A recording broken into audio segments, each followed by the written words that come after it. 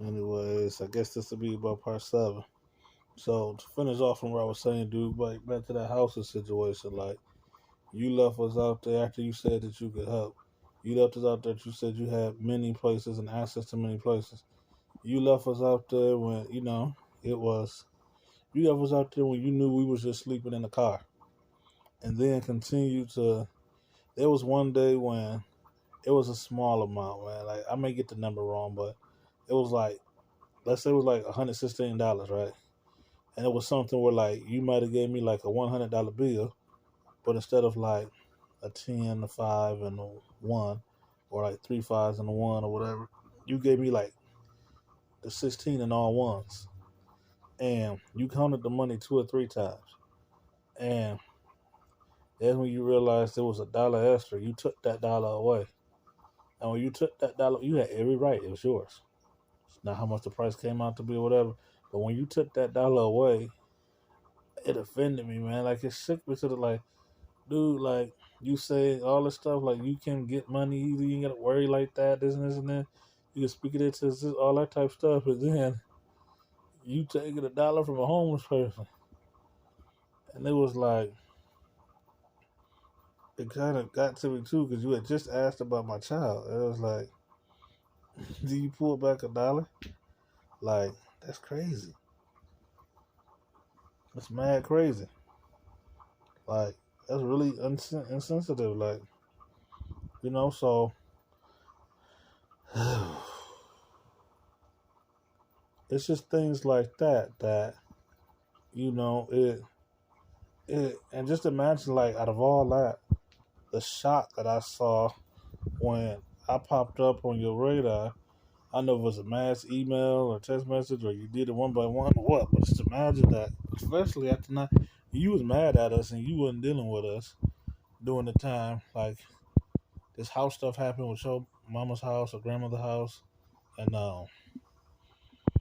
but then so you wasn't selling to us no more.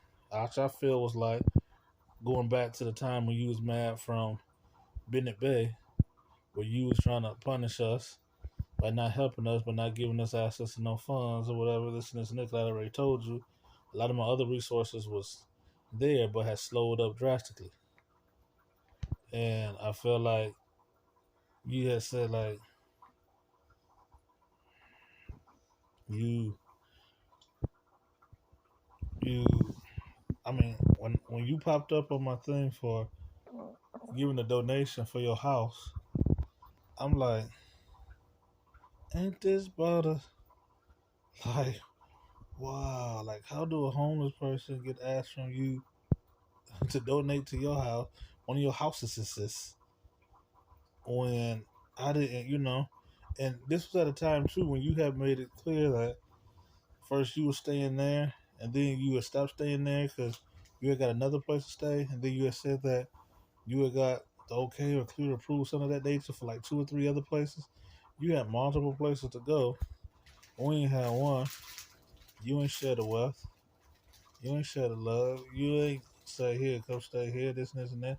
And that, it is what it is. But to have multiple places to go, to have access to multiple buildings, and then to ask a homeless person to donate to your house, to have all multiple places to go, and then I remember a couple of people had told me, a few people had told me, how I guess y'all had a brother in there on hard times, and this brother wasn't, he was one of y'all, belonged to y'all temple, you know, uh, can't remember all that, and he was on hard times and he was homeless, and y'all had to dog him out, I guess, behind his back or whatnot for being homeless.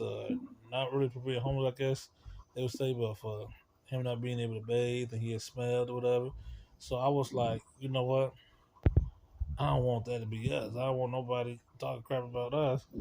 And I remember, like, during the time we were sleeping in the car and shit, we couldn't shower properly, this and that. So I asked you, like, I mean, I came in there. I didn't ask that regularly. Like, hey, I stink. Talk about me when I leave, and then offer me. No, but I remember I was like, yeah. You're like, oh yeah. You asked me like, all right, are y'all still in the car? I'm like, yeah, like it's crazy in there, man. It's crazy. It's like I mentioned a few crazy things, And I remember the last thing I said was, um, the then on top of it all, it's hard to not be able to sit in that heat all day and sweat, and then can't take a shower. And you ain't say nothing. I was like, yeah, can't even take a shower. Mm. They were like, okay, I see. She can drop hints, and we supposed to get them, but we can't drop no hints to her. Okay, so again, this stuff just and it didn't. But I sucked it up because it's not your. I mean, you say you felt like one time. I can't remember your exact words, but loosely speaking, you said it was your calling or your passion or something to help the community, help people, this and this and that. Well, I'm the people. I'm the community. Part of it, like, have helped. It was.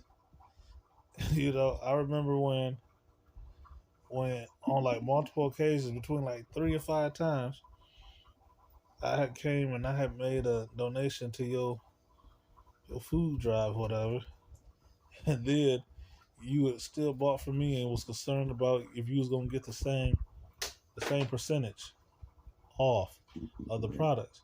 Like, dude, like you still try to make sure you get below wholesale when and I just donated, and I said yeah. You didn't say, oh here go your what you had donated back. And there was like twice I donated $1 or something like that. Twice I donated like $2. Once I donated $3. But every other time I donated, I made sure I never donated less than $6. And there was plenty of times where my goal was to donate $9 to $10, and that's what I had done. So again, for this whole $70 thing to become an issue,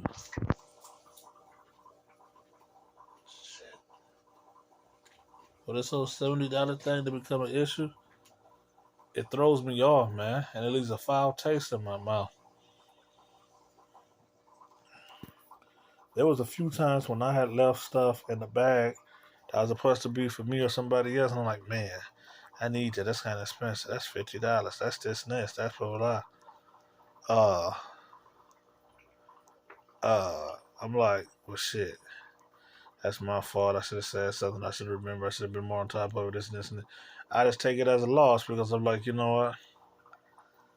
She's been doing business with me for a while. I'll just charge it to the game. But you didn't say, well, this brother just gave me over $6,500 worth of free shit.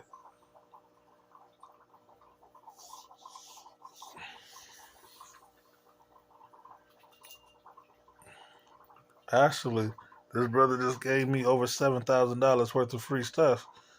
That was like, you know, I just gave you over $7,000 worth of free stuff, and you worried about $70. It honestly,